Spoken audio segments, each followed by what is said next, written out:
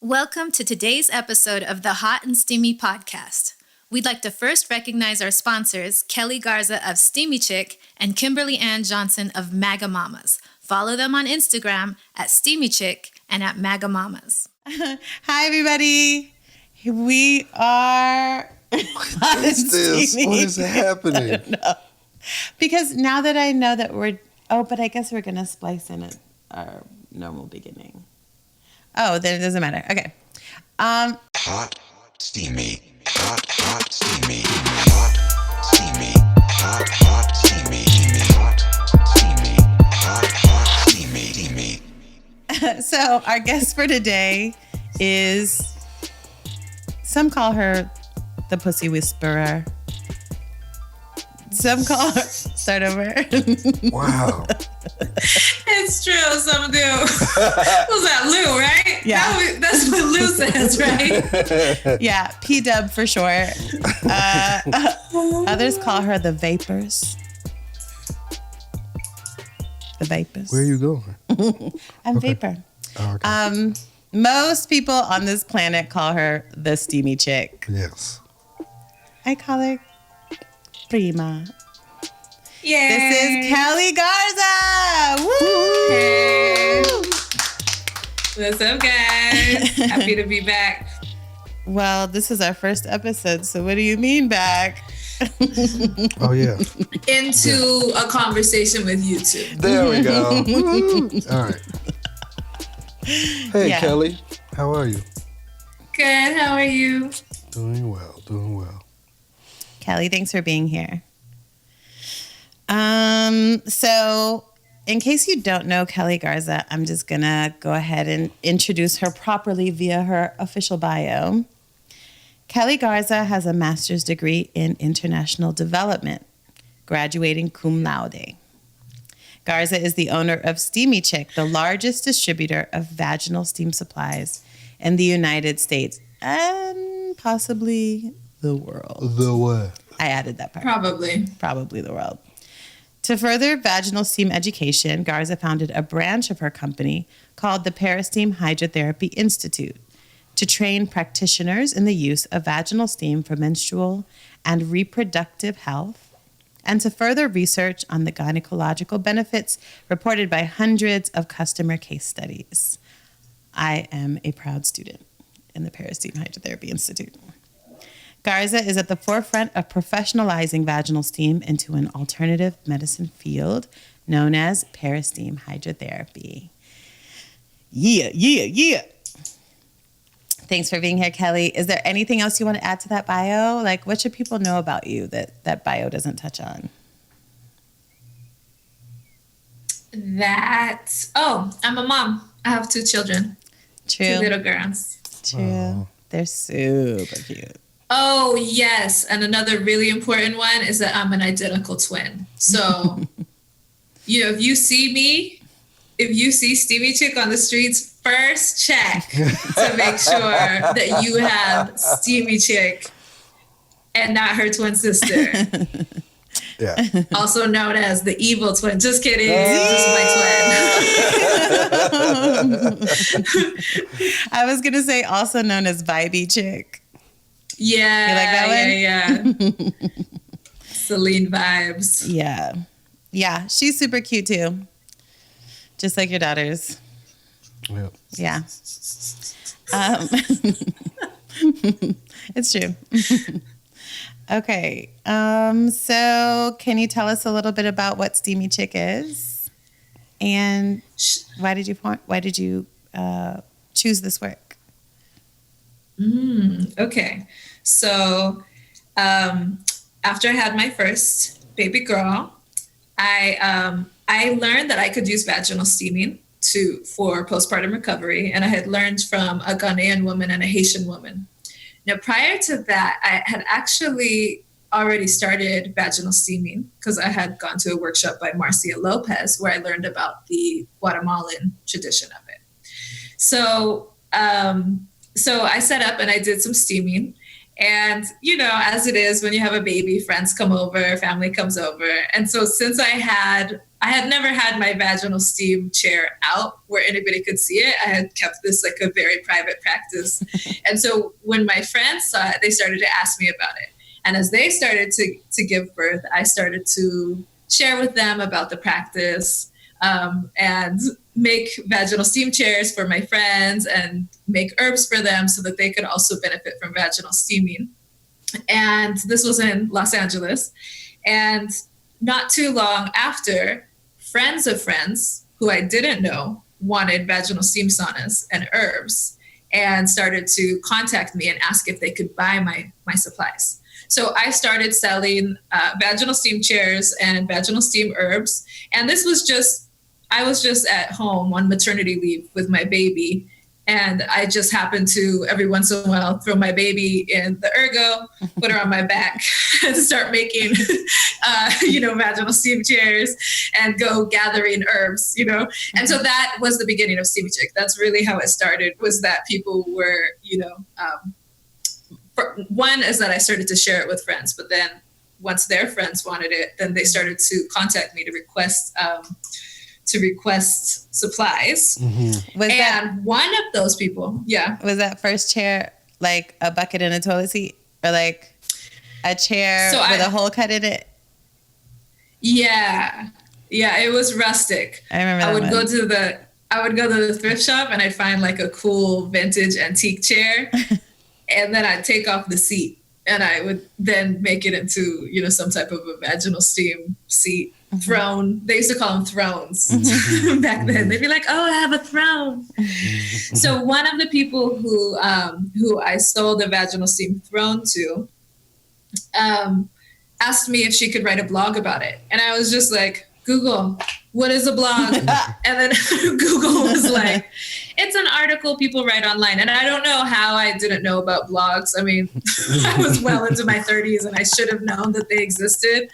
But I was like, oh, an article people self-publish, I'm pretty sure nobody reads them, right? So I was just like, yeah, go ahead. Like, doesn't matter. Like, nobody's going to see it, right? You were like, blogspot.com. Do you remember Blogspot? Yeah. So my customer wrote a blog, and then she sent it to me, and she goes, "Hey, I just wanted you to check it out before I publish it." And I read it, and it had all this personal information about my period and how it had gone from brown to red and so forth. And I have never, ever publicly talked about periods, okay? It's not even anything that I aspire to, even now, okay? Look how you're like, now that I'm Steamy Chick.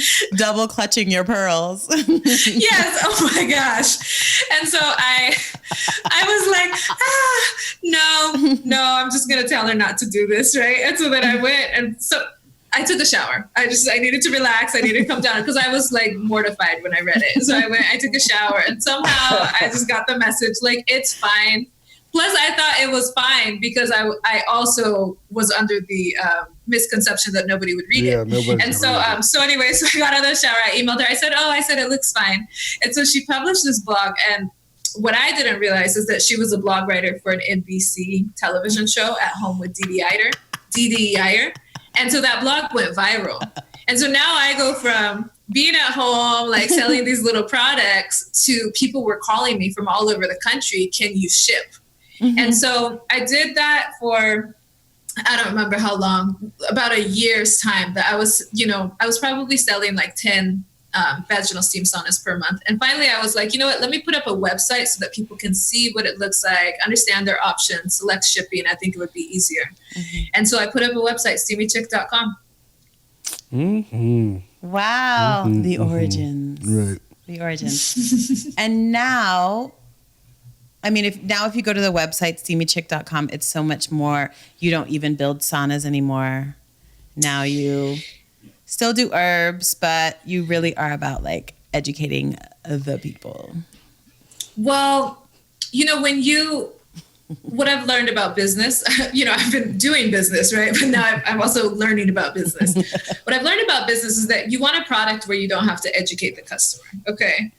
This product, you do have to educate the customer. Mm-hmm. Like, that's a huge part of it. And so what I noticed was that even sometimes somebody would get a vaginal steam sauna because they had cramps, but they didn't know that they could also use it to address their bacterial vaginosis, or they didn't realize that they could use it postpartum. So once I put up steamychick.com, there was a place on the website for blogs. So I started to write blogs. Since obviously now I knew that blogs existed and that blogs were powerful, right? Yeah. So, Blogs so I are started real. to write. That's a t-shirt. Yeah. Blogs So are I real. just started to try to focus on like being able to like talk about case studies where vaginal steaming had addressed like different issues. And I was very like systematic in trying to make sure I addressed all the different things that vaginal steaming could help with. So so those blogs are still up there, and those blogs get a lot of readers. And what I found in that first year, that was the steamychick.com went up in January of 2015. And what I found that year was that every time I published a blog, my sales would double.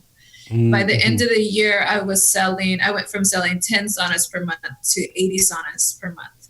And I think I had sold like several thousand bags of herbs. Wow. Mm-hmm. That's intense. Yeah. So the customer education part was really important. Then so much of the time was also spent on like, people would be like, okay, I have it. What do now? I do? Yeah. You know? Yeah. So then a user guide also became a really important resource. And then I found myself saying the same thing over and over to people. Oh, okay, well, if you have brown blood, that might be a sign that there's old menses in there. Uterine stagnation. So I found myself saying the same thing to everybody. So what I did was I created a tutorial, a do-it-yourself tutorial for people to kind of say what their period was like, and then my responses to to those, and then how they should steam and kind of what herbs they should use. So right now it's turned into like the one-stop shop to learn everything you can about vaginal steaming. Mm-hmm. After that first year, I stopped selling saunas and I opened a sauna marketplace because I couldn't ship saunas to other countries. It's expensive to ship them across the country or across the United States even. And then also more women started making saunas. Mm-hmm. And so I was like, you know what, let me step back and work on, the need had also arisen for people to learn how to use steaming to address very specific issues like endometriosis and so forth. So I started certifying practitioners to be able to learn how to use vaginal steaming in that way, and took a step back and opened up the marketplace to also support other businesses that do have those products. Mm-hmm. Just like me. Great job. Mm-hmm. Yeah. Great job. Right on. Can you already tell some new places that it's going to go in the future? So steaming is, it's commonplace in some places, in some parts of the world. Yeah. So I think what's going to happen is that it's going to continue to expand to more places where it's commonplace, right? Because there's a history of vaginal steaming all over the world. I found over 50 different accounts of it. In ancient medicine as well as in modern use. Mm-hmm. And so I think, on the one hand, you could say, oh, it's going to go to this area, but the reality is it's already been there, right? So it's kind of like the resurfacing of it in a lot of places where it isn't commonplace. So I think it's going to be a worldwide phenomenon that women take this back, because this is women's medicine. This is what we used to use before modern gynecology. And now that women are seeing how effective it is and how easy it is, it's something that we just do in the home. Mm-hmm. And also how inexpensive it is. It's pretty inexpensive. If you have an issue that's starting to arise and you steam, that's really inexpensive compared to going to the gynecologist, For sure. Especially when it resolves a lot of issues like that. So I think it's going to be worldwide again, something that's common knowledge. Yeah. Dope. So can you explain the difference between Steamy Chick and the Peristeam Hydrotherapy Institute? Sure. The Peristeam Hydrotherapy Institute, what I realized was that I was doing a lot more than just selling herbs to people. I was analyzing their menstrual cycle. I was working with Chris Gonzalez, the Steamy Chick acupuncturist, and she was giving people herbs and also diagnosing people to see what the cause of their imbalances was. Sorry. Shall I? what the cause of their imbalances causes were. Yeah. were. Sorry. And so then I was tailoring their treatment plans. So what I would do is I would follow the menstrual cycle to see how it changed once they started integrating vaginal steaming. And so this phenomenon happened pretty early on, which is that the very first person that I worked with, that I sold a vaginal steam sauna to, she contacted me after her first period, and she was just like, my period went down from 10 days to 5 days. And I was just like, what? I wasn't expecting that. We're getting rid of the old menses in there. I didn't expect it to go down in days like that. And then after 3 months' time, she had a 4-day long period, fresh red blood, no side effects. Mm-hmm. And what tripped me out about that was that that's what my period looked like. And it didn't look like that until I started steaming. And so I'm just like, something is eerie, right? But it was so strange that I actually didn't even mention anything. I thought it was just coincidental. And then I continued to work with people. And that's what happened with their periods. I was really just focused on their imbalances, like uterine stagnation. Mm-hmm. And it seemed like once the imbalances went away, they just all had this 4-day long fresh red period. And a lot of the things that we consider normally part of the menstrual cycle were no longer there. Okay. So like menstrual pain, yeah. Mm-hmm. Menstrual pain, cramps. So those are headaches, back pain. These are some things that are actually, when you read textbooks about menstrual cycles, when you read medical texts, it says that it's part of it, right? And yet, when women were getting rid of their uterine stagnation, for example, and any other underlying imbalances, these things were going away. So finally, it took me a while, but I said it. I said, you know what? I said, when women steam, they get a perfect period. And so it's not actually just the period. The real term that I use for this would be a standard healthy cycle. It also seemed like people's women's cycles were going were averaging 29 days, and that they were also going in sync with the moon more often. Women were reporting that they were getting their cycle in tune with the moon. So it was just this interesting phenomenon that was happening. But I realized that what I was doing, working with these customers, making these observations, and creating specific protocols to be able to address, to be able to target menstrual cycle imbalances, it was a lot more than just selling herbs, right? Right. So I created the Peristeam Hydrotherapy Institute to be able to further research along those lines, and also train practitioners to be able to implement the protocols that I was creating. And it's through the Peristeam Hydrotherapy Institute that we commissioned the 4th trimester vaginal steam study. Mm-hmm, mm-hmm.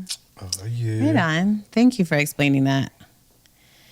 So I know you talked a little bit about there being pelvic steaming in cultures around the world. So is there any way, like if there's all these different cultures that practice it already and or that practiced it in the past, are there any sort of like cultural traditions that go into the classes you give, like the way you train your practitioners? Mm-hmm.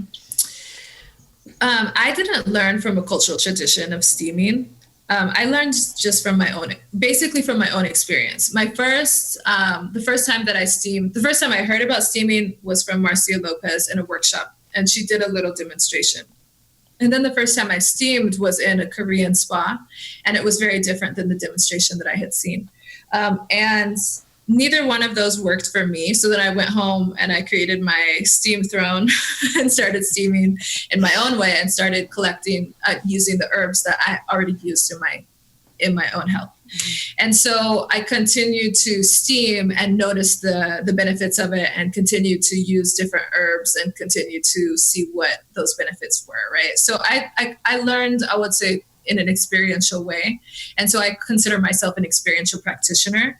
And that's what I teach the students in my courses. I just teach them like what I learned through experiences and this experiential practice of vaginal steaming. So like if somebody with short cycle steams, they need these types of herbs. If somebody with absent period steam, they need these types of herbs. And there's different ways to set it up and different lengths of steaming necessary for different menstrual cycle types. Okay. as far as the cultural traditions with steaming, when you go all around the world, there's all different kinds of ways that it's done. So like, for example, in South Korea, it's done in a very social way.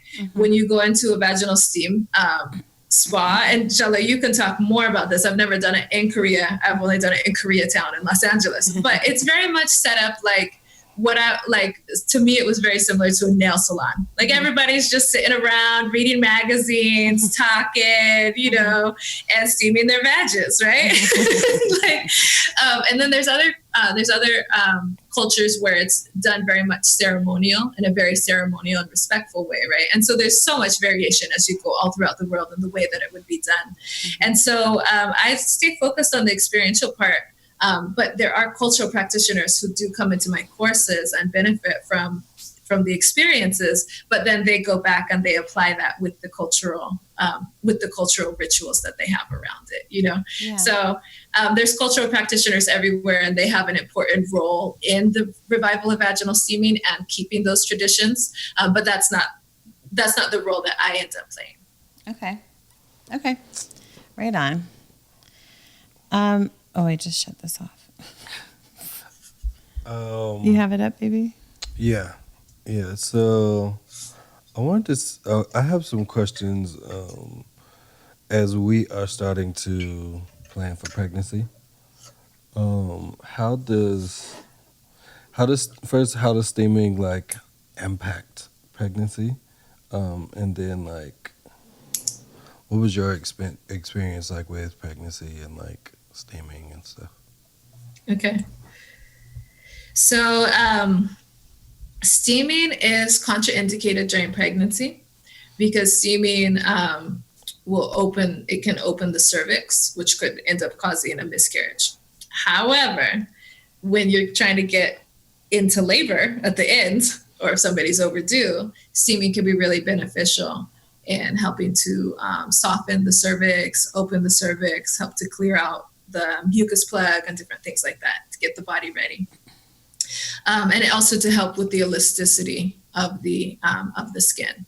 So it can be used for labor preparation once somebody's ready to give birth. And then it's really useful to have in the labor and delivery room or in the nursery because it can be used it should be used as soon as possible after giving birth in order to help the body start its recovery. And there are also first aid situations where steaming could be helpful. For example, if somebody's having a hard time eliminating, then the steaming could be used to help a woman be able to get her elimination functions back and so forth. If there's swollen skin, it can be used to get rid of that swollen skin. If there's prolapse, it can help that prolapse start to go back. So there's situations where it can be used for that first aid right afterwards. Okay. You know what she means by elimination? No. Poo and pee. It's a nice way to say pee pee and poo poo, which is like when a woman gives birth, she has to be able to eliminate before she can be released from the hospital, for example, or be considered, like at least, Poop and pee. There we go. So with me, I did have I learned, so that was when I talked to a Ghanaian woman and a Haitian woman in a Facebook group full of moms that were getting ready to have our babies, a mom support group. Mm-hmm. And they mentioned that steaming could be used postpartum. And I was like, oh, I've steamed before, let me get my chair together. So I had it set up and I didn't have a long conversation with them. They just simply said that it was used. And I remember the Ghanaian woman saying that it was used for 30 days in a row. So I was like, okay, I'm going to do that. So, so now here's how birth went. Okay. Birth it wasn't very long. It was like 12 hours. It was a home birth. And my little girl was a big baby, all right? She was nearly 10 pounds. She was nearly 10 pounds. What that means for the body is that there's a lot more that can happen to the body when you have a big baby like that. And so in my case, I ended up with really bad swelling and prolapse. So I think it was a stage 3 prolapse because, and Mike, this is something, trust me. I mean, I only learned, after the fact, but a woman's uterus can actually fall out when she gives birth. Like the whole uterus can come out. It's insane. Prolapse is the process of that happening. That means that the uterus has come down and is now at the vaginal canal opening. Wow. Or it depends on what stage it is. But at stage 3, it's at the vaginal canal opening. At stage 4, it's actually protruding out. It's insane. Or any of the other pelvic organs. Like you can have a prolapsed bladder. Am I wrong about this? Or prolapsed colon or anus. But they can't fall all the way out because the vaginal canal wall is there. So they can be prolapsing out, but they're still going to be held up by, So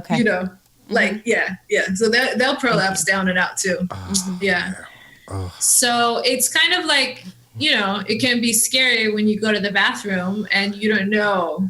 You just don't know what is what, where's where, and so that's basically what happened. I went to the bathroom and then I went back in, and this is first time I went to the bathroom after I had a baby, and I'm holding my baby and I'm just sitting there rocking. I was horrified. I didn't know. I was my body's never going to be the same. I can't see how I'm ever going to recover from this. Okay. Yeah. Now I was rocking right next to my vaginal steam chair, okay? And I didn't realize that was going to actually resolve all of these issues, but it did. Because I hadn't had that conversation to even understand what the possibility of postpartum steaming could be. So I believe that I set up my first steam session the day after I gave birth.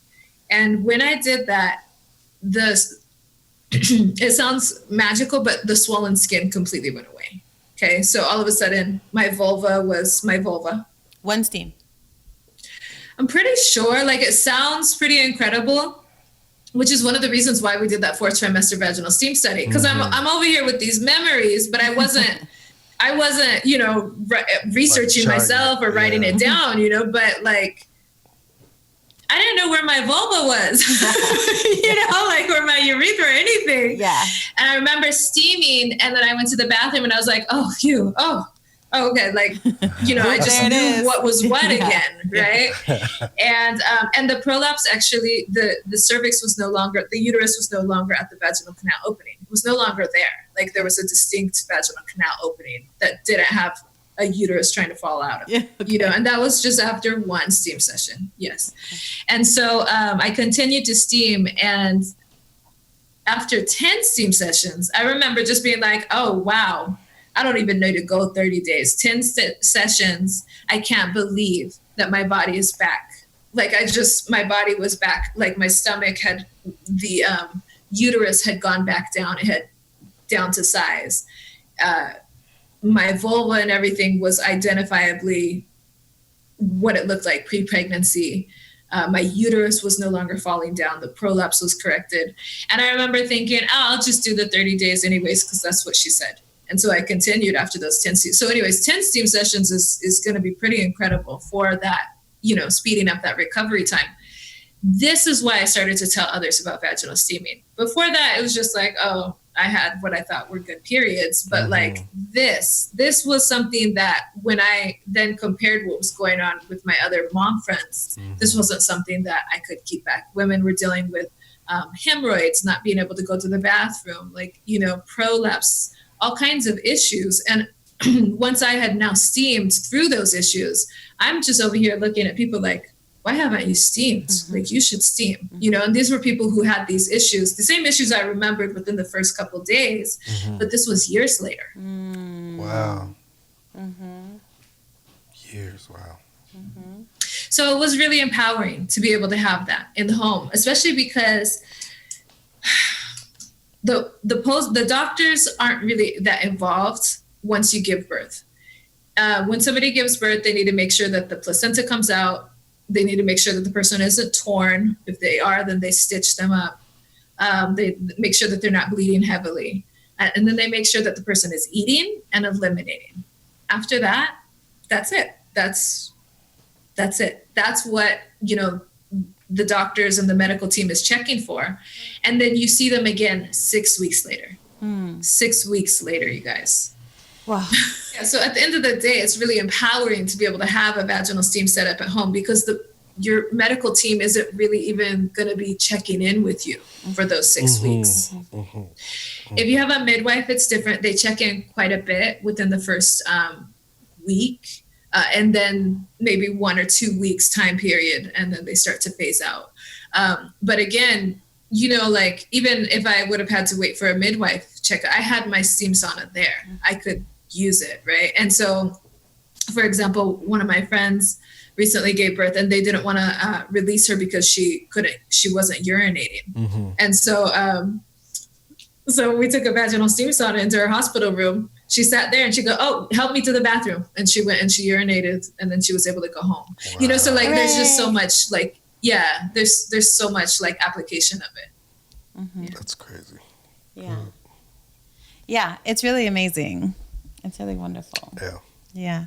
And then, was it similar with your second baby, or was it very different? So she was a lot smaller. And my advice to people who are going to have babies is have small babies. Okay. Because it's more manageable. Okay. And she's not really considered small. She was 8.5 pounds, you know, but for me, that's a healthy baby. Way better. Yeah, way better than 10 pounds. Okay. So, you know, and then also the second, it gets easier. Is that a good t-shirt too? You know, have small babies. Have small baby. That's my real advice. Just smaller is better. So then also the labor was shorter. It was about a 2-hour labor. So, and also a home birth. And so there was a lot less swelling and stuff like that to deal with. I didn't have that same swelling. I did still have prolapse. I'm a prolapser. If I don't give birth, my uterus is going to try to fall out. Okay. I'm a prolapser. So I was just having some oatmeal and then. Yeah. So I steamed with her. I had her at midnight. So I steamed the next day, and after I had slept, and that immediately helped the prolapse to start to go up. So that was good. And then it was really hot when I gave birth to her. It was like this time of year, actually. Yeah. Oh, happy birthday, baby. I remember it was 100 degrees at 10 o'clock at night when I delivered her. Yeah. I remember it was a couple of days before I shacked up with you.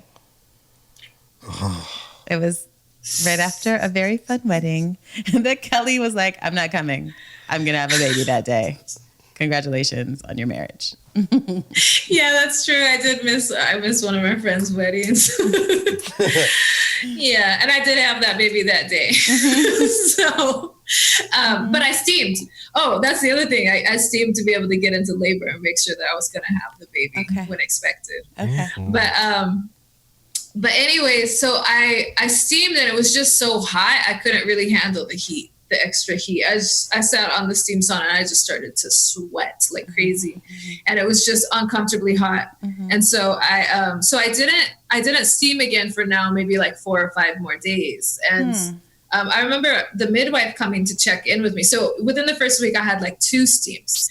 And despite that, when the midwife came to check in with me, I think 7 or 8 days, she was like, "Oh, how's your uterus?" I was just like, "I don't know." She's like, "Has it gone back down?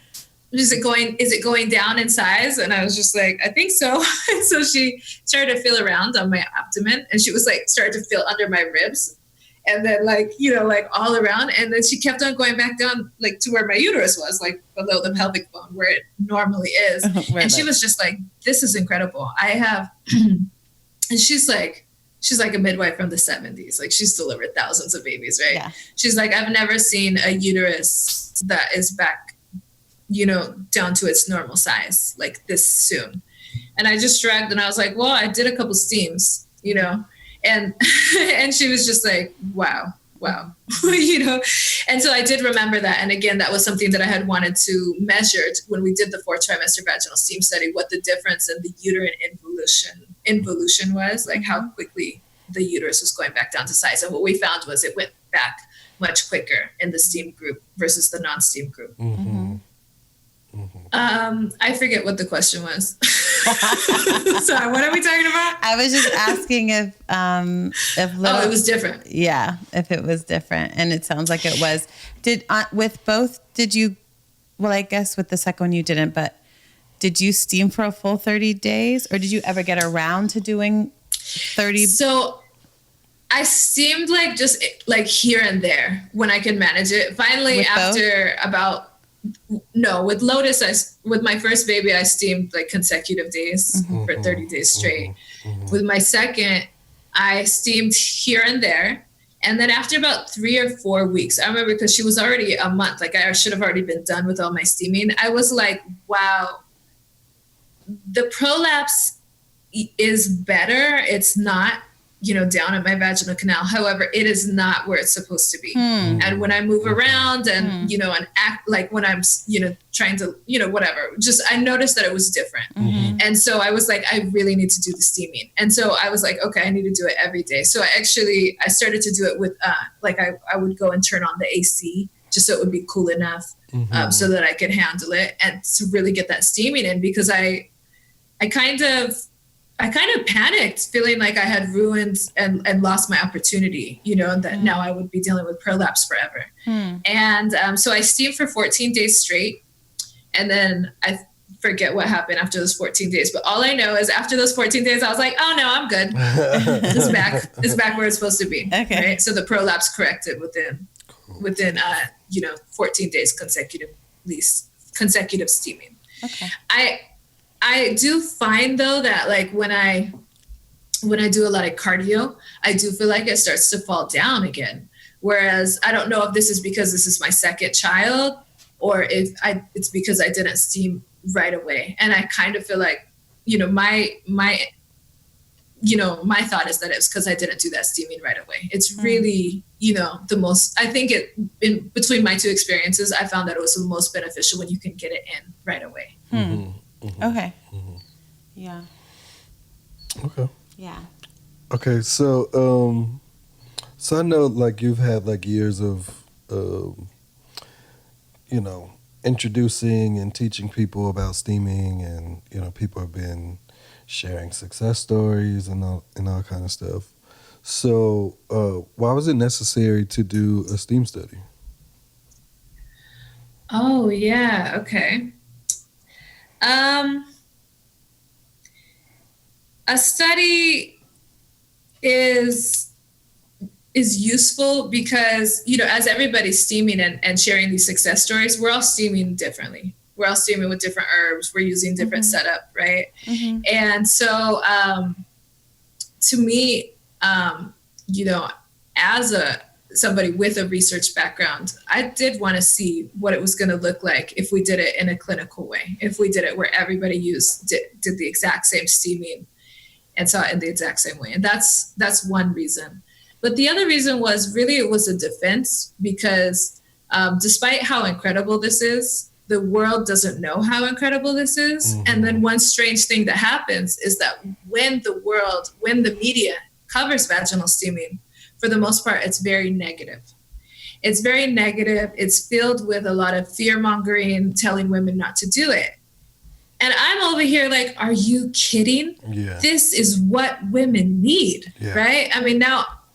Well, that's kind of in keeping with what we always tell women. I mean, we're always just there's a tone that women don't know what's best for ourselves. And then there's a tone that if we do create something that thing is dangerous, witchy, bitchy, or right, it's it's either it's dangerous in one of those two ways, either it's unattractive to men, it's not sexually desirable, or it's magic spell, scary, of the devil. Well, that's the one. I mean, I read some articles that said that women could potentially die from vaginal steaming. When I learned about it in 2011, really nobody knew about it. And there was you couldn't even really Google about it. Okay. But then in 2015, 2 weeks after I put up steamychick.com, Gwyneth Paltrow, an American actress, published on her website that she goes to a Korean spa and does vaginal steaming. And I would have never guessed the response. The media response was just horrific. They were like, don't blow air in women's vaginas. It could kill them. And it was just like, and then why would anybody want to use, a healing method that was used in the medieval times? Like, just imagine the electrical shock and the sharp weapons. Like, I mean, just real insane stuff that they were like saying. Dirty hands, and like they were just saying all of these things. And I was just like, okay, first of all, nobody's hands touches nobody. There's no sharp tools, there's no, so it was just like, it was, and so I was shocked at the response. And now when I put up my website, mind you, I had already been selling these products for like a year. So these articles came out and my inbox was full, okay, of people that were just like, what the hell, Kel? Like, can this kill me?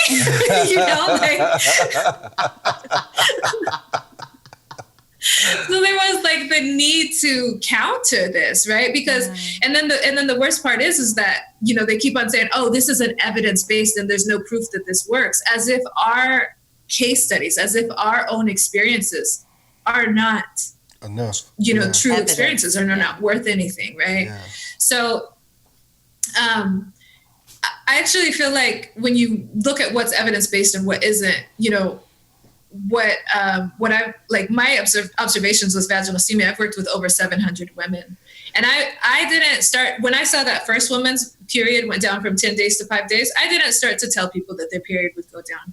But after I saw 10 women's periods go down very consistently, when women are steaming, get rid of that stagnation, that uterine stagnation, somehow that results in the period going down in the amount of days and them not flood bleeding out like that. Mm-hmm. Then I can for sure say, you know what, steaming can help to reduce heavy, long periods, right? And that's the case with everything that I address with vaginal steaming, is that I've seen like at least 10 cases where that happens.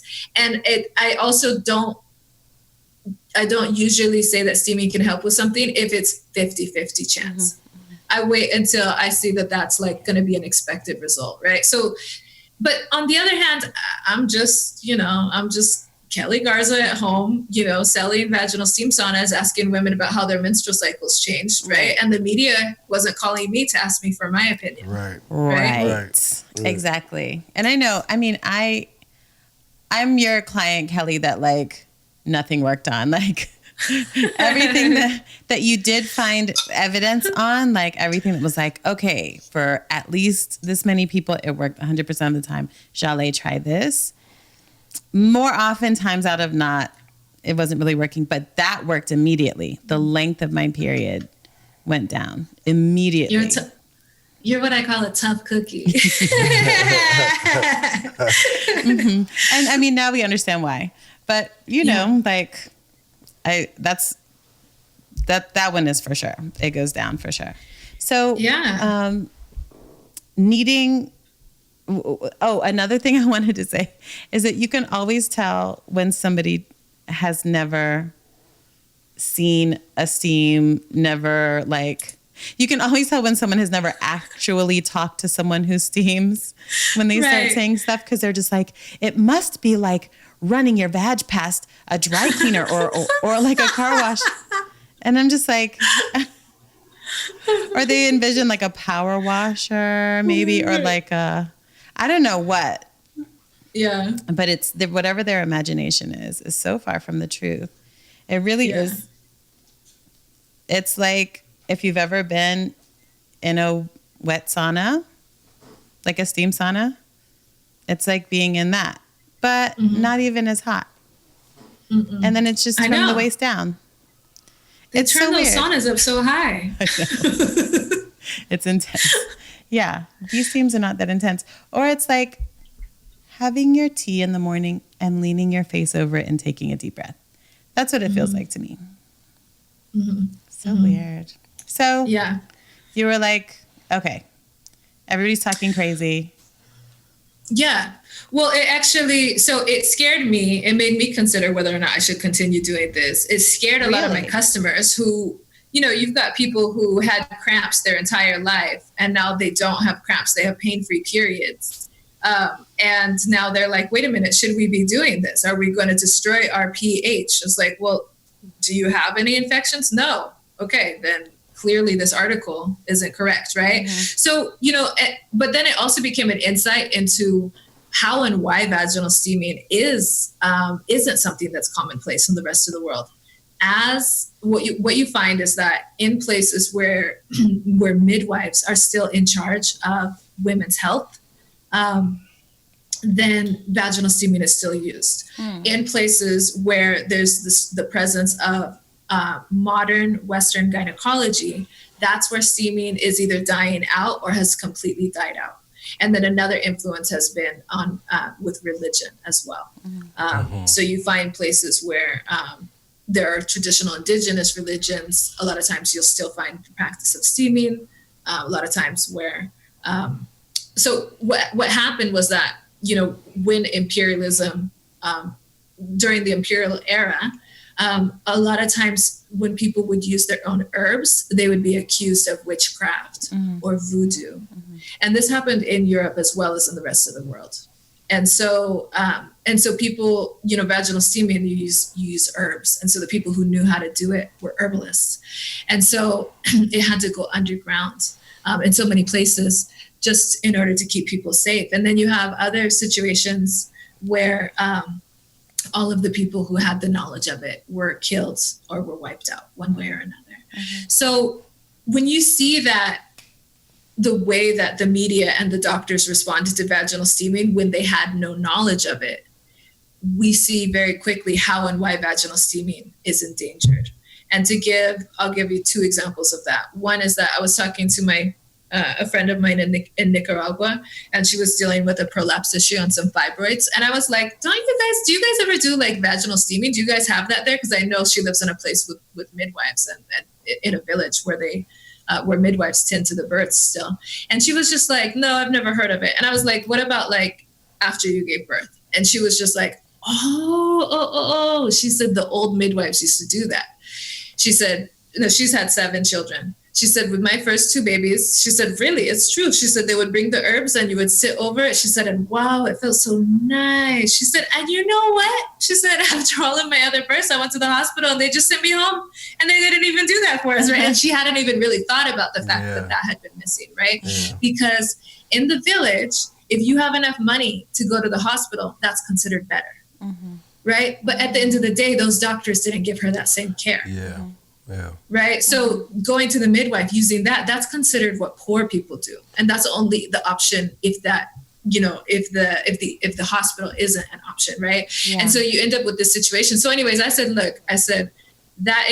she said, but we only use that for postpartum. She's like, so I don't know why, what you mean. I said, look, that same thing that you did, that those midwives did for you postpartum. I said, go find the midwives. Go ask them what herbs they use. She said, I remember. And she told me some of the herbs. She said, I'm going to talk to the midwife today. And so I said, do that for this myoma or this fibroid issue and this prolapse issue. She had been dealing with this issue, I think, for 3 years. She called me a couple of weeks later. She said, okay. She said, I got busy. I didn't do it right away like I said I was going to. She said, but I did it. She said, yesterday, she said, and today, she said, I walked all the way to town and back without any pain. She said, I haven't been able to do it. She said, in years now. She said, and I've been going to the doctor over and over again. And she says, and you know what, really? She said, all they did was just keep on giving me more and more exams and keep on doing the ultrasound, but they haven't given me any solution. She said, you believe that she said, and I feel good about this because these are my herbs. This is my medicine. And she said, you believe I'm going to be doing it every day, like how you told me. And so it was just like, it was so cool. But you see, that's how the practice gets endangered. When people come in who are supposedly more experts and that dismiss it, and then women just forget or stop using it because it can even be looked down upon. Yeah. Right? Yeah. And then I had another customer who's Jamaican, and she was surprised to find out that her mom knew about it. Her mom's like, yeah, I steamed after I gave birth to you and your brothers. Like, like, what do you mean? Like, you're not telling me about this. Let me tell you about this, right? We had a situation like this. So she came back and she's like, my mom knows about this. She does it. It's done in Jamaica. And I was like, well, ask her why she stopped. They got accused of doing voodoo for doing the steaming. Wow. So the church accused people of doing voodoo and told them that they're supposed to go to Western doctors. To be good Christians, they should be going to the doctor rather than, pulling out and using the bush medicine. So crazy. So that's what's going on in like small little rural places, locations in the world. But what we experienced was the same. It was that same bullying. All of these experts now with medical degrees are telling me that I shouldn't do it when I saw that it got rid of my swelling, my prolapse. And I didn't tell you guys the fibroid story. When I was pregnant with my first, they were like, oh, you got 3 fibroids in there. I was like, stop it. 3 fibroids. and then so the next time I had an ultrasound, I was like, hey guys, how are the fibroids looking? Being cute. And they were like, what are you talking about? And I was like, yeah, I have like 3 fibroids. I was told that I have 3 fibroids. And they were like, looked. And they were like, nope. They were like, check your medical records. So I went and I found those medical records. And I, in fact, had 3 fibroids. But after I did that 30 days of steaming after my firstborn, I haven't had fibroids ever since. And it was verified that they were gone. Yay. Mm-hmm. Yeah. Deuces fibroids. Yeah. Yeah. So why should I be afraid of steaming? Right? Yeah. Yeah. Especially when steaming isn't painful. And gynecologists are so painful. I mean, I've never had a baby, so I've never been to an OB, but I mean, every single exam, like every single one. Pleasant. It's not. And I sort of believed this narrative that like any kind of healing for my reproductive system is going to be painful. Like that was just the story I told myself. And I believed it when I was going to the Korean sauna to steam. And when it was too hot for me, I didn't say like, hey, Ajima, can you turn it down? I was just like, I can handle it because that's what I've been taught to say to myself when I'm in pain and I'm treating myself for anything gynecological. I can handle it. I can handle it. And it wasn't until you were like, stop steaming for 40 minutes, turn it down, turn it off, and just have like the leftover steam coming out. Like, just don't do that. That I realized like, I'm actually getting more benefits when I do it for shorter and with gentler steam than I was like going hard. Yeah, we have to unlearn so many things to take care of ourselves. You know what was interesting about that? I found this book. I've been reading this book called Trotula, and it's this physician, a female physician in Italy. In the 1100s wrote this book, and she wrote all about women's disorders and then how to address them. And vaginal steaming is like included in every treatment, okay? Like with one type of herbs or another. And her treatments and her protocols were very varied, or they were really varied, like my protocols are. So that was very interesting to me because in the Korean spa, it's kind of like one size fits all, like it's, one treatment is often done. And so then I found in this book that it was incredibly varied, which herbs are being used and how you're using it. And there's a whole section about make sure that there's not too much heat in the body. So what I learned from experience, working with those 700 women, was that some people have excess heat in their body and they only need mild 10-minute steam sessions, or else they might have some symptoms that you're not expecting. And then some people can steam for as long as they want, and there's not going to be any issues. And then also that, hydration is going to be important as well. Anytime anybody's steaming. And so I couldn't believe it when I was reading this book from the 1100s, and I'm like, oh my gosh, they also distinguish between doing a mild steam setup and an advanced steam setup. That's what I call it. They didn't use that terminology, but they were like, look, if she has excess heat, don't do it this long, is what they were saying. Like, you have to do it just for a couple minutes. They were like, and she, even with those couple minutes, will benefit. is what the book said. And I was like, Yeah. yes, because that's what I tell people, look, you only need to steam for 10 minutes. And they're always like, but I want to make sure to address my fibroids. I'm like, don't worry, it will. Like, just if you just do it for that long, it's going to be good for you. If you do it for longer, you could cause, be adding too much heat to the flames, right? And then with the Korean, Chris Gonzalez, the Steamy Chick acupuncturist, she showed me, she's really good at research. She goes deep, and she's also of Korean. Her mom is Korean. And so she was looking at steaming in Korea, and she showed me a hospital, a gynecological hospital where they use steaming, and they also distinguish between the different types of steaming. They diagnose the person first, and then they had 4 different herb blends that they used based on what type of menstrual cycle somebody had, which tripped me out because after working with people, I was making herbs I'd find out what her menstrual cycle was with. I'd talk to Chris, we'd make a custom herb blend. We were making custom herb blends for everybody. And then finally I was just like, okay, I have so many orders. I need to figure out how to streamline this. I need just one herbal blend that I could give to everybody. But then I realized I couldn't, because there's different menstrual cycles. Different menstrual cycles. Women who have a missing period need herbs that are going to help to bring the period on. And women who have frequent periods that are every 2 weeks need herbs that are going to help to stop the period. Like, they're just going to be different sets of herbs that are needed, right? And so I was like, I'm just creating one for everybody. I don't care. And then I was like, okay, but no, I need another blend for this category, another blend. And I came down to 4 categories. If I had 4 categories of herbs, then I had something for everybody, and that would work. And so when I saw that the Korean doctors who use steaming, the Korean steam, they call it Korean medical steam therapy, KMST therapists were actually using the 4 blends as well. I was just like, oh my gosh. So the more that I think like basically what's happening is that everybody has been steaming kind of in isolation. And so now as we learn more and pull this information together in one place and look at it, it's pretty incredible, right?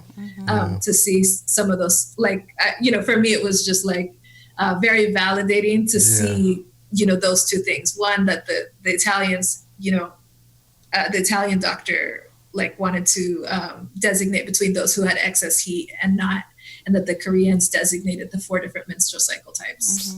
So. Could you tell if those 4 types were similar to your 4 types? I could tell that so I still need to get a translator. Yeah. We talked about this. Yeah. Since you lived in Korea, I am actually going to be working with you to figure out how I can actually learn more about this website, and hopefully at some point do a site visit and learn more. When I looked at it, it looked like they were exactly the same, the same type of idea. They had a blend for women who have hot flashes. Okay. Yeah. And then they had a blend for people who had missing periods. Yeah. And then I don't remember, or I couldn't distinguish the other ones. But yeah, it was the same thing. Yeah. I can get on that tonight. I have 3 people in mind who could do it. Okay, cool. Yeah. Cool. Okay, so let's get into talking about the study. Did you have another question, baby? Mm-mm. Okay, let's get into talking about the study. Yes. So I had the honor of participating in the 4th trimester vaginal steam study that you commissioned with 3 other women, with you, with Kimberly Johnson, who will be on our next episode, and with Raquel Lemus, who will be on episode 3. And I wasn't there for the design. I was only there. I came in at the tail end. So can you talk a bit about how the study was designed? Why was it structured the way it was structured? And was that the original structure you came up with, or did it go through lots of different phases before you had a final? Yeah, I wanted to... since I had so many benefits with steaming postpartum, I was just looking at again, all of this negative press around steaming. And I was just let's just take 2 groups of women and have one group steam and one group not steam, and just look at the differences. Right. So that was how it came about. Now I would have liked to have it, to see what happens with 30 days of steaming. But when it came time to actually do the study, I had to, what we did was we hired Raquel as the midwife to work with two groups of women, one that was going to steam and one that was not going to steam. And we wanted Raquel to administer every single steam session so that we knew that it would be exactly the same. Okay. So the same equipment, the same pot, the same herbs, the same amounts and everything. So logistically, we decided to just go and have her steam the people 5 days in a row for the steam group. Okay. And so I knew, I was fairly confident that after 5 days of steaming, you would see a difference between these two groups. But there was a big question mark for me because I have real experience between being able to see 30 days of steaming, but I didn't know how much of a difference you would see if you only had this 5 days of vaginal steaming. Yeah. Now, we did have limitations because this was a crowdfunded research study. So, I actually have been in conversations with universities who are interested in what I've been doing with vaginal steaming and what my observations have been. And I'm working with a university towards getting a grant so that they could look at vaginal steaming, okay, or do a study. The grant that they need is $5 million, and that's the beginning level. And we have when we were discussing what it's going to take to be able to get that, it looks like it's going to take 4 to 5 years even to be able to get that. And then the people that I was in communication with, they were very familiar with, and they're talking about getting a grant from the National Institute of Health. And they are familiar with everybody on the committee who makes the decision, okay? And they're all white men. And they have not been very favorable to studying women's health at all. And so it's like there's all these strategies now in order to just be able to open their mind to it, to be able to even submit a grant proposal, right? So I was just like, okay. Yeah. But let's just do something real quick, right? Let's just get something done. And Kimberly Johnson came in as far as really talking about how important it was to get something done and on paper as soon as possible, because we were having a conversation and we were comparing basically what happens in our Instagram DMs and our direct messages and our emails, and that we get, messages from women, please help, like I'm prolapsed at 6 weeks. The doctor didn't give me any recommendations for it. It's been, 2 years now. I have no idea what to do. Or I get people who have been bleeding nonstop for, a year, 2 years since they gave birth. We just have all these situations of people that aren't getting solutions.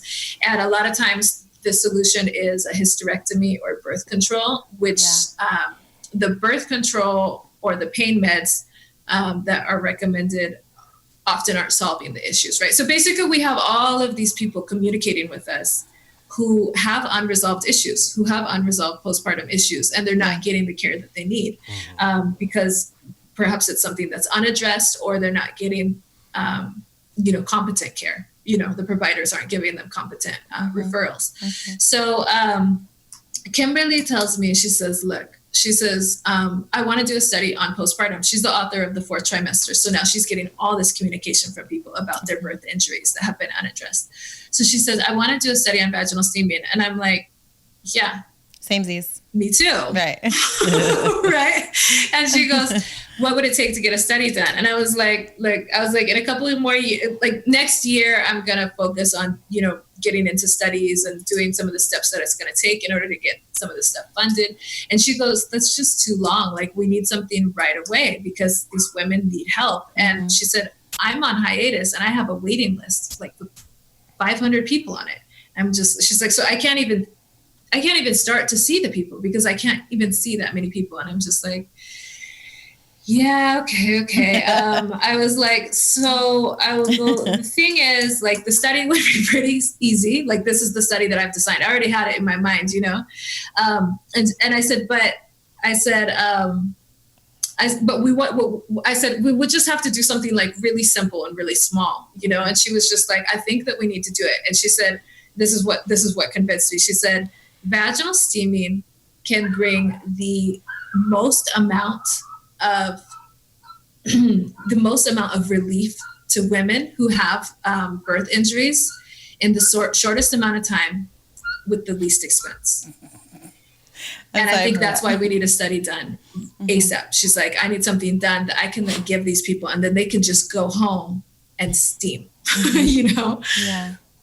Was that Mondo in the back? I don't know. Oh, no. Those are my neighbor's dogs. Oh. No, my dog he's cool. Yeah, my dog's cool. So I was just like, yeah. Okay, tripping. I know they go crazy. There's like 6 or 7 of them. I can't count because they all just. I can't even figure out how many of them there are. Okay. They go crazy. Okay, sorry. So. No problem. Yeah, so I was just like, I was like, maybe if we just do something really small scale, let's get Raquel, let's have her, administer the STEAM sessions. We'll have her take exams on everybody, do medical exams on everybody in the beginning, STEAM half of the group, and then take exams on everybody again, and we'll just look at the results. And so that's how we got to like this exact form of it. Okay. Right on. And then how did you choose how many women were in the study?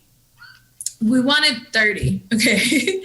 And then we couldn't quite recruit 30. We ended up recruiting like 24. So we were like, okay, some are gonna drop out. So we'll at least have 10 in each group.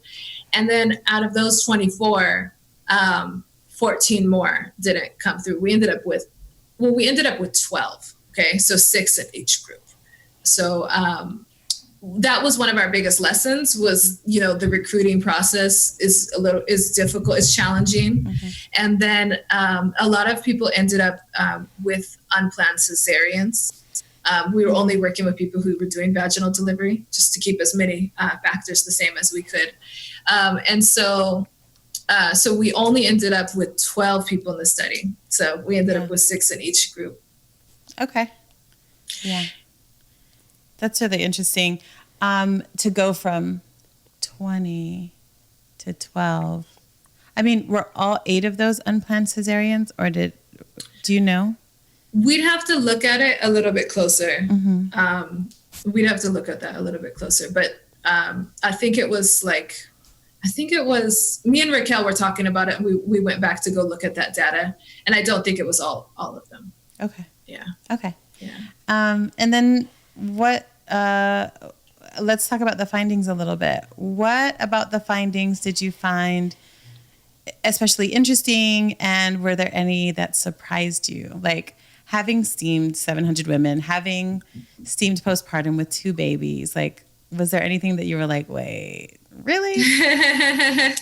Yeah, there were 2 things in particular. Number 1, I think like almost everybody in the study except for 2 women had tears and stitches. Like it was insane the amount of tearing and stitches that people had. And I didn't realize how much women were dealing with that since I hadn't dealt with that. Mm-hmm. I didn't realize like how widespread the problem was. Mm-hmm. And when people have stitches, my customers, I just say, oh yeah, it's fine. You can steam with them because I know that they can, and that they've reported that it's helpful.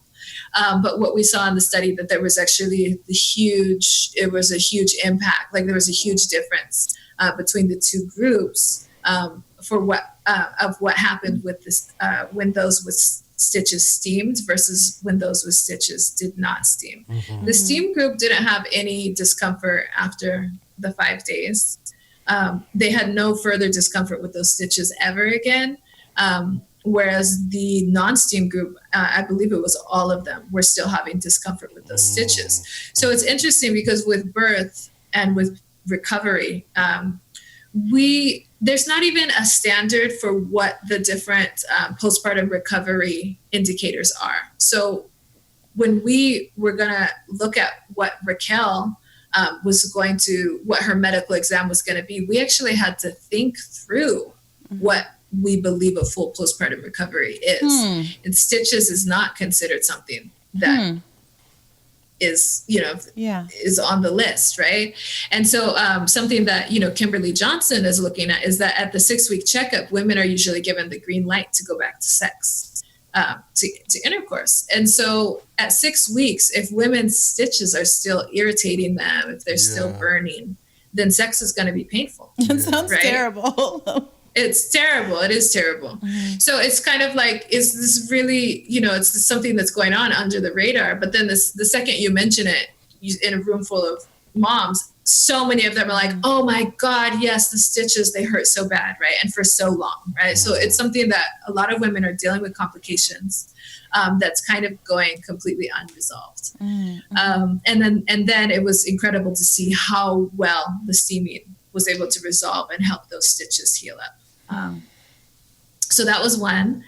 And then the other one was the vital signs. So Raquel did, she did the blood pulse and the blood pressure on everybody. Yeah. And the entire steam group, while they were steaming, their blood pressure and their blood pulse was steadily going down, although remaining within a healthy range. Okay.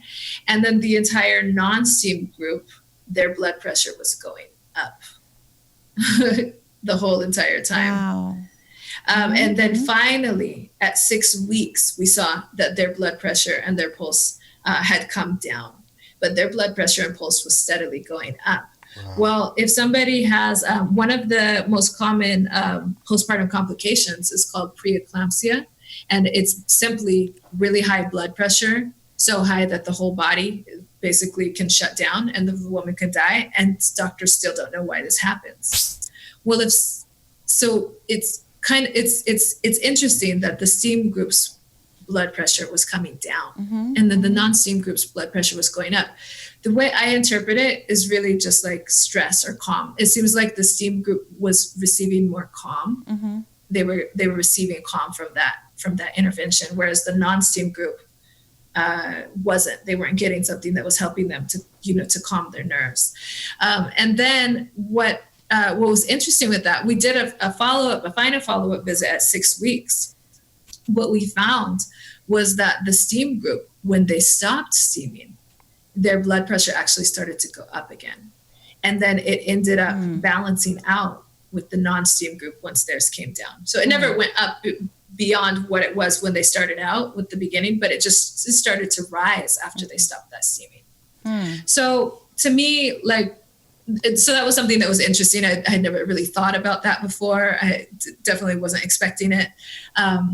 But to me, I've steamed before and I know what it feels like. And my day is different when I steam and my next day is different. Tomorrow is different when I steam, And so there is some type of a feeling that sweeps over you that's just like, and I think people know that feeling of like when you get into a bath and it's just like all of a sudden this relief, and that's basically the feeling of when you steam.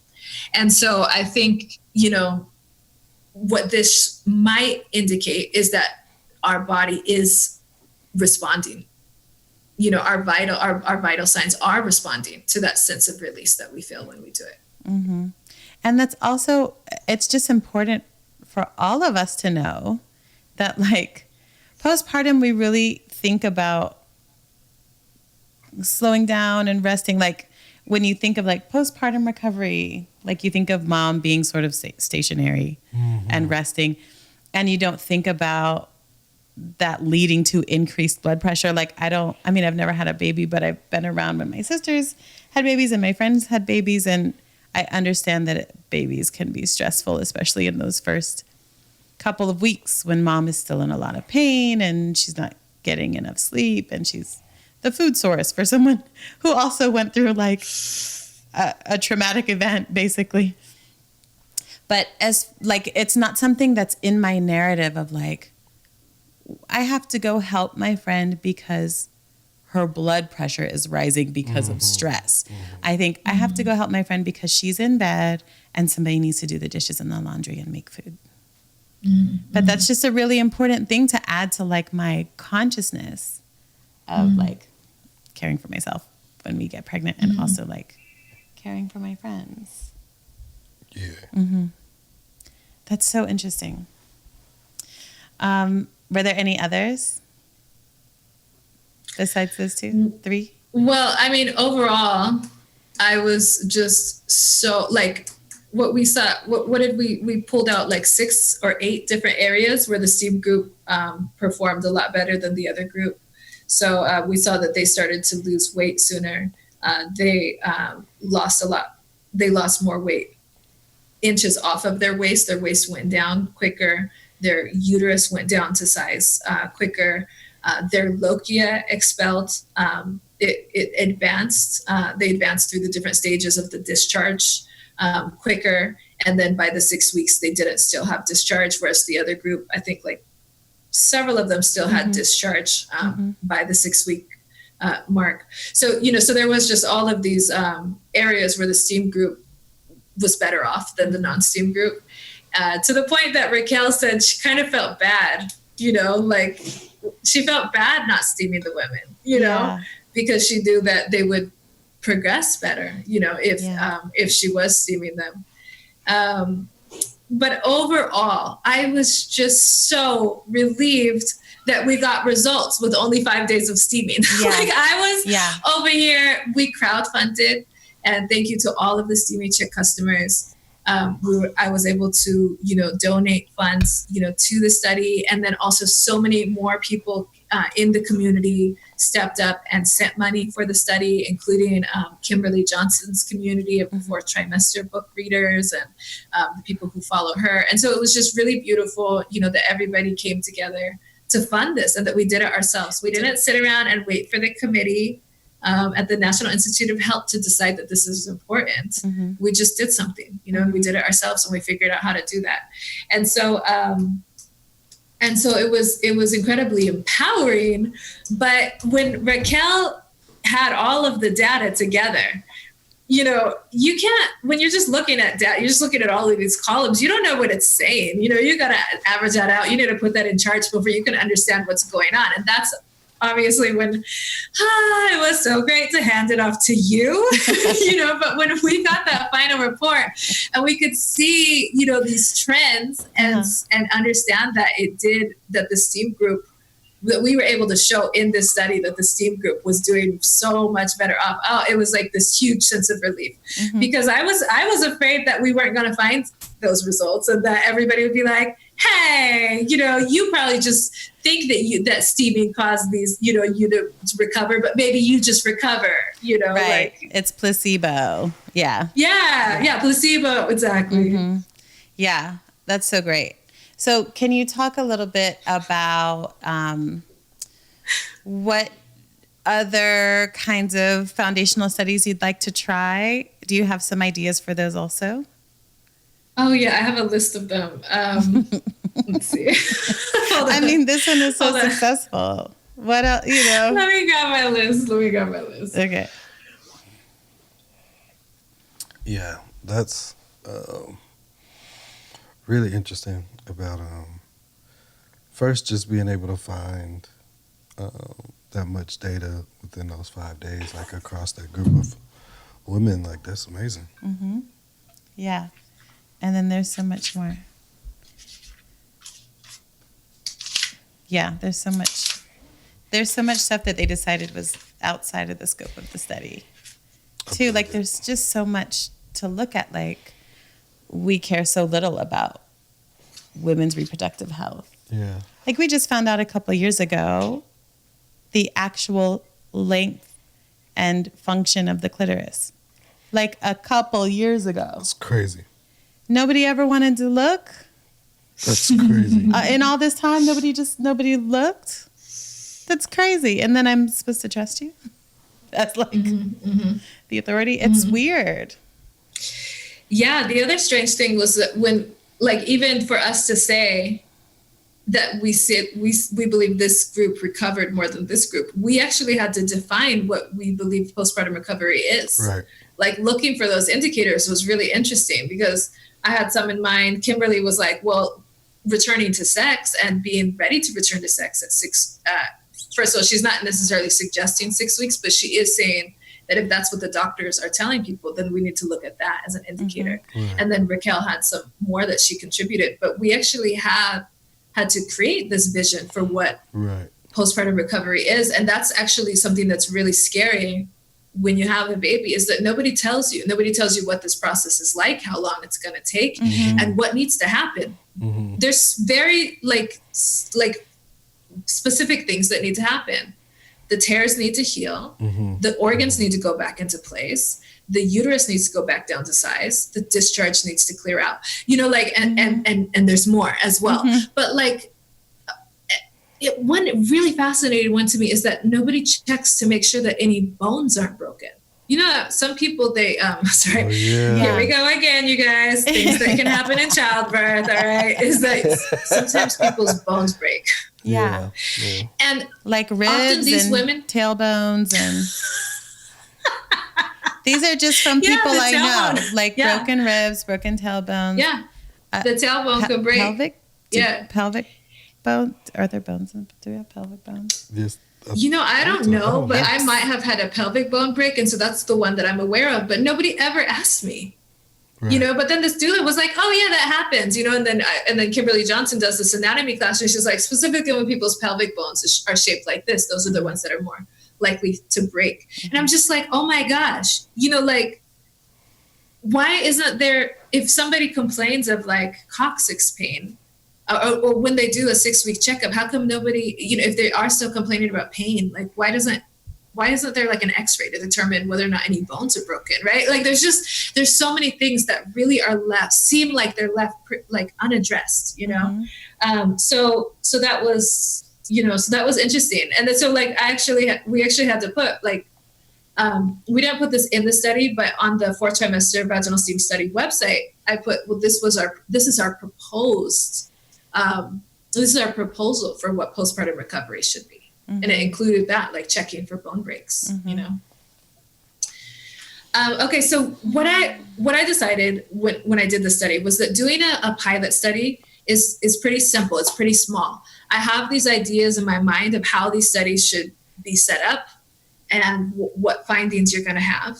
And I actually like being able to do them on this small scale and be able to prove this concept, and then now take this pilot study and then show this to the others and let the universities then go forward with their processes, to see if they could get funding for it. So I've decided that I actually love this space of doing pilot studies.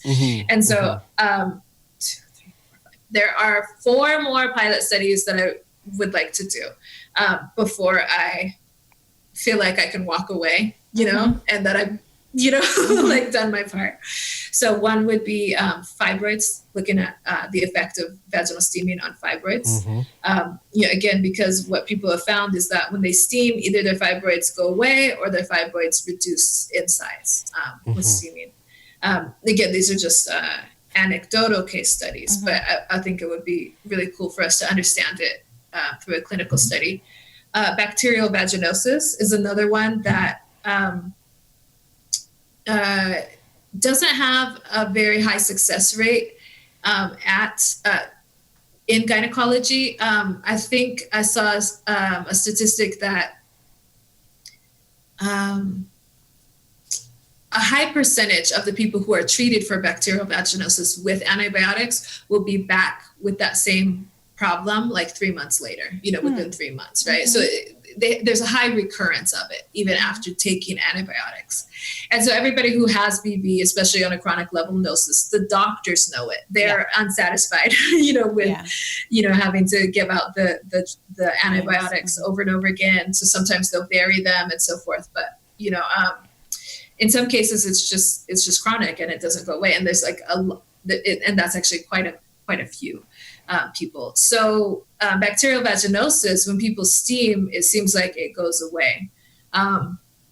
So my theory is that it goes away because the mucus, people with bacterial vaginosis will have really malodorous mucus and discharge, and it will be like green. It's commonly green. That's like the color that really can be associated with the BV. Well, if somebody takes antibiotics, it kills the bacteria but it doesn't clear out the mucus, where steaming does.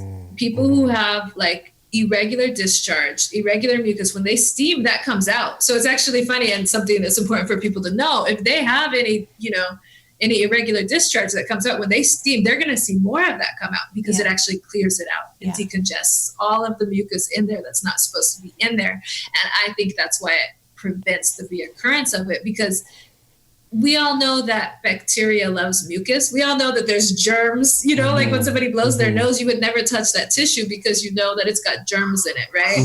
So if you can clear out that mucus, then they can get rid of the problem. Like the bacteria doesn't have a home to grow back in, basically. And then I want to do one on endometriosis and one on infertility. So those are the 4 pilot studies that I want to do. And with each one of those, I have my theories on why it works, just the same as that one. Yeah. And I'd love to do those pilot studies and prove the concept so that it can then be carried forward from there. Yeah. But for me, it's enough. For us, it's enough. Yeah. Like for us, it's enough just to have a case study. Hey, I tried this and it worked for me. Why don't you try it, right? Yeah. But if this is going to be brought to, if relief is going to be brought to all of the women with birth injuries, then I think these little pilot studies end up being really useful.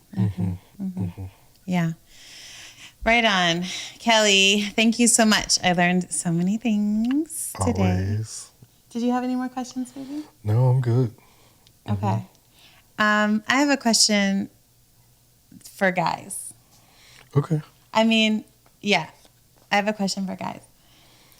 Knowing what you've learned after listening to Keli, what do you think you would do to take care of a birthing partner in a postpartum situation? What would I do? Yeah. Like, you'd be like, okay, my girl just had a baby. I need to... I'd be like, Steamy Chick, help. Yeah, I would, now that I know what I know from Keli, I would invest time in education around steaming practices, different herbs for her particular needs. Probably have her set up some sessions so that she can, display what her body reacts to, or, positively and negatively, so that we can have the right herbs and get on the right steaming schedule, so that she can have a healthy postpartum recovery. Well, that I'm not such a huge fan of Western medicine and Western doctors, so I'm always looking for more. I don't even know, just more widely used, more organic ways of healing than just medicine and surgery. I think our bodies are way more intelligent than we give them credit. And if we just give the body what they need, it'll take care of us, It's been proven for years, hundreds of years, so thousands. So that's probably what I would do. I'd be like, look, what's up with this Steamy Chick stuff? Let's make sure we're on the right path, but go ahead. And then, after we have a baby, what would you be looking at to make sure I'm okay? Like, would you be like, did you poo today? Did you eliminate today? How many eliminations did you have? No, I'm not asking you that. I'd just be like, did you eat? Are you doing some stretches? Stretches? Did you steam? I don't know.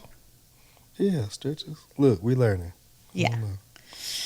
Okay, cool. We can't do stretches yet? Not yet. Not yet? Okay. Because that's the issue, is that you're stretched. You're all stretched out. You have to be still so everything can go back. Okay. In some cultures, they even bound. Bind Bind the people. hips and legs to make sure that like everything goes back into shape. Okay. One of the can I piggyback on that? One of the cool things that I learned from this study is what home midwives can do, right? So Raquel, I mean, they can do a vaginal exam, right? So she, like in the study, visualized she visualized their labia. In other words, she looked at their labia. And again, that reminds me of another thing that we found, which is that the steam group, their labias look completely normal after 5 days of steaming, whereas it took longer for the other group for their labias to look normal again. But I after this, I'm gonna be recommending, and for all of my friends, like honestly, since I started the study, every single, like when my friends have been giving birth, if they reach out to me and there are issues, I actually find a midwife that's near them and I send the midwife to the house. So they check to make sure that you're going to the bathroom. They check to make sure that you're not prolapsing, and then if you are, they have solutions. So so anyways, I think that's something that depending on how you set it up, I think that's something that we should just immediately start doing, is just understand that we do need care in those 6 weeks, and that the person that's going to be helping with those indicators during that time, the person that really can look if there's an issue, is going to be a midwife. So I think that people should have just lined up. That should be something that's arranged at the baby shower. That even if you're going to deliver with a hospital at a doctor, or in a hospital with a doctor, that you have a midwife that comes to the house weekly up until that 6-week point. I think everybody needs at least 6 midwife visits. But Raquel was saying actually it's better they like to come daily within the first couple of days and then spread it out after that. But still, no matter what, like you have to have, that right there so that you have that in-home care. Yeah, that's really smart. Okay, Keli, so how do people find you and follow you and learn more about your contributions? I'm at www.steamychick.com. I'm also on Instagram at Steamy Chick.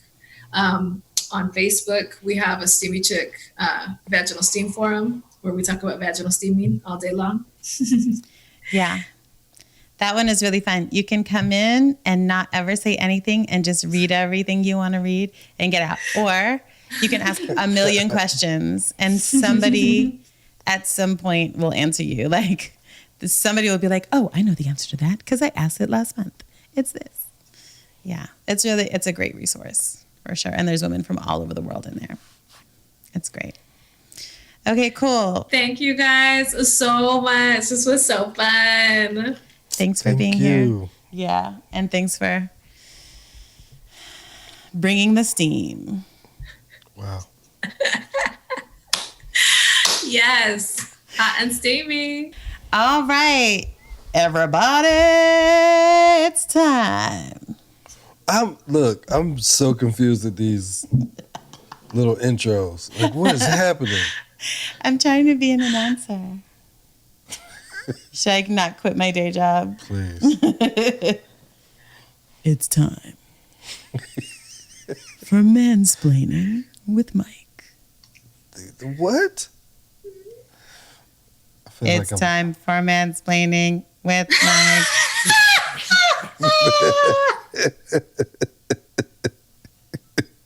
Was that bad, baby? I'm so confused. But this is like, okay, this is the moment that Mike is like, oh, wait a minute. I'm not dealing with people in radio, right? Like, this is... What? We're academics, Mike. We just did a study. Okay? We're serious. We have degrees. Thank you, ladies and gentlemen, for joining us for Wow. NPR? For this take. That's what we're doing now? Mansplaining with Mike. We're doing NPR? In the Hot and Steamy podcast. We're doing NPR? Mike, okay. take it away. PBS Radio. All right, so now it's time for... Mansplaining with Mike. Did you like that one? No. That's the best one. You guys did that one last week too. That's the one. Best one, yeah. Okay, so today we have our very first guest on our very first episode, the magical Keli Garza, Whoop, whoop. aka Steamy Chick, AKA the P-Dub. aka P Dub. You can ask them about that. Yeah, so where do we begin? This was a great episode. Yes. She gave so much valuable information, talked about her experiences, talked about her origins. What we didn't talk about was her like royal rumble with the doctors. But You can tell by her face that she won. Look at her. I fought the docs and I won. But yeah, so yeah, some of her earlier beginnings, Keli Garza, that is, her beginnings with steaming, which is her interacting with women from other cultures, elders from other cultures, and they were speaking about these practices that happen in generations in their families and in their communities. So she started playing with this stuff at home and was like, I'll steam for myself and I'll put this stuff together for myself. Quietly and secretly. She didn't want her friends to know.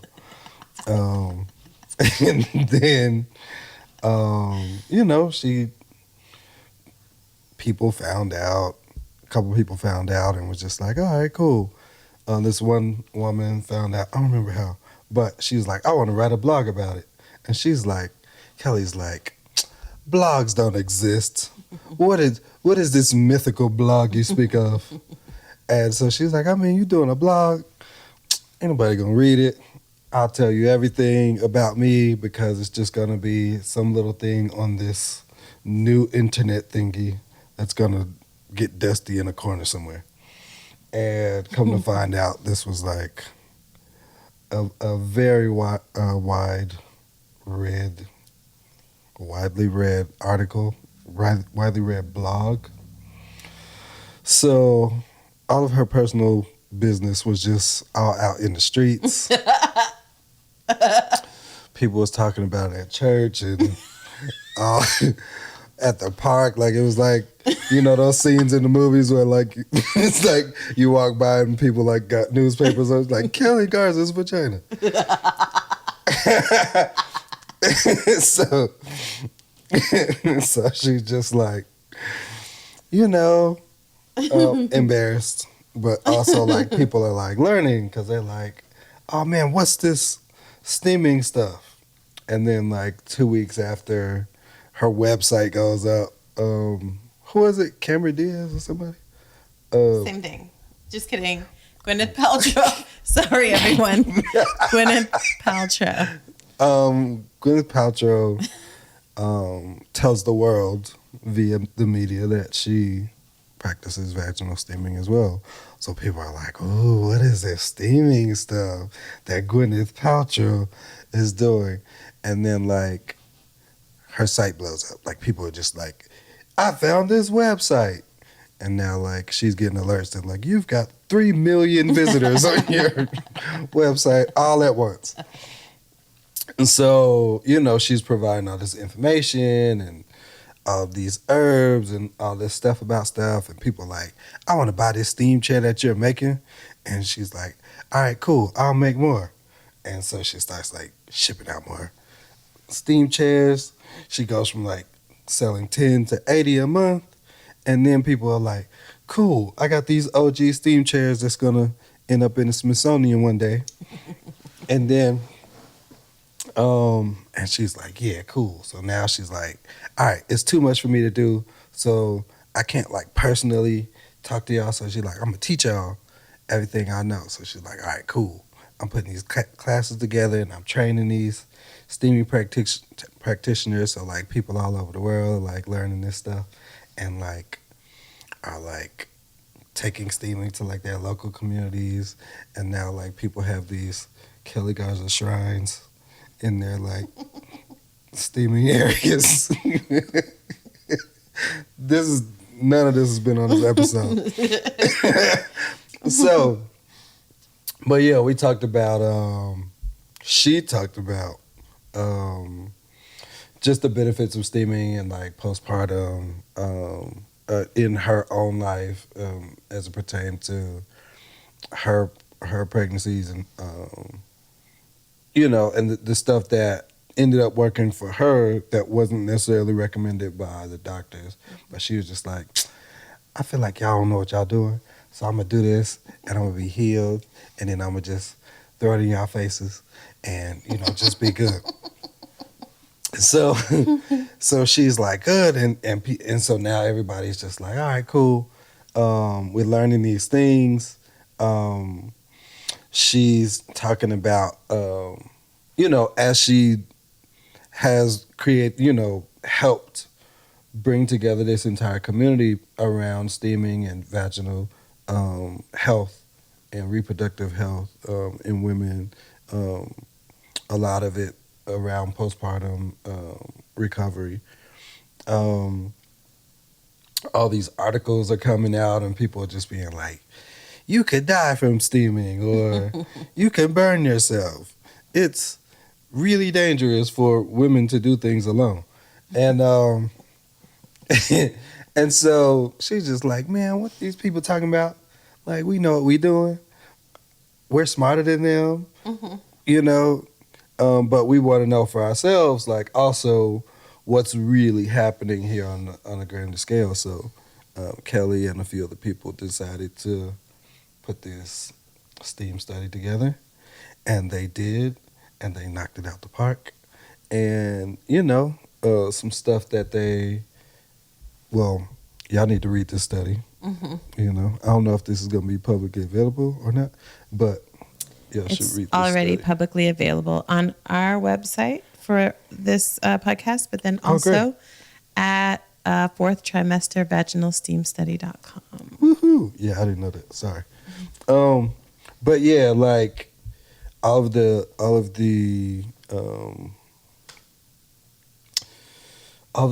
things that they studied in the fourth trimester study, they were sorry, I just lost my train of thought. So they put this study together, and with their findings across the amount of subjects that were chosen for this study, it was just in line with what everybody was thinking, in terms of like the benefits of steaming was, but it just also just provided more detail around like what exactly is happening within this time frame, what's happening with the sizes of the labia, with the sizes of the what? You're doing great. Dang. No, you are.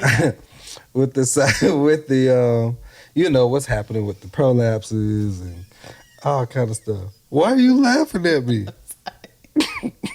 I'm sorry. Prolapses are not shoes, so like. But yeah, so all these things are just happening because of this study, and so I found the study to be very beneficial for me because I'm able to learn a lot. I don't find myself in spaces too often to learn this kind of stuff about my wife and what will happen when we have some babies and stuff. So it's been a great experience for me, and so I appreciated this particular episode and this interview with Miss Keli Garza so that I can learn a lot more and continue learning. So that was today's episode.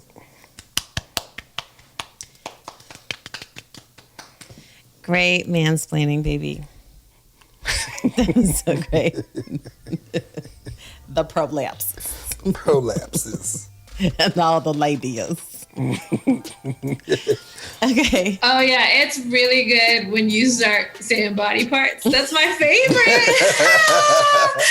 Oh my gosh, that's the best part of lady. It's just So impressive. awful. You don't usually hear a man say labia or prolapse. You just never hear that. You were like, and then the vulvas and stuff. You never hear vulva. I don't hear men say vulva. That was good. That was fun. Mm-hmm. Thank you, everybody, for being here with us for our first episode. Thank you, Keli, for being here. Thank you. Woohoo. And for being the reason Thanks, for the guys. season. Bye. Bye. Join us next time. Bye. Bye. Thanks for joining us for this episode of the Hot and Steamy podcast. Feedback is gold, so please like, comment, share, and subscribe. This podcast was made possible by our sponsors Keli Garza of Steamy Chick and Kimberly Ann Johnson of MAGA Mamas. Visit our website for more information on them and our other guests, to view extras, and to purchase merch. That's www.hotsteamypodcast.com. www.hotsteamypodcast.com.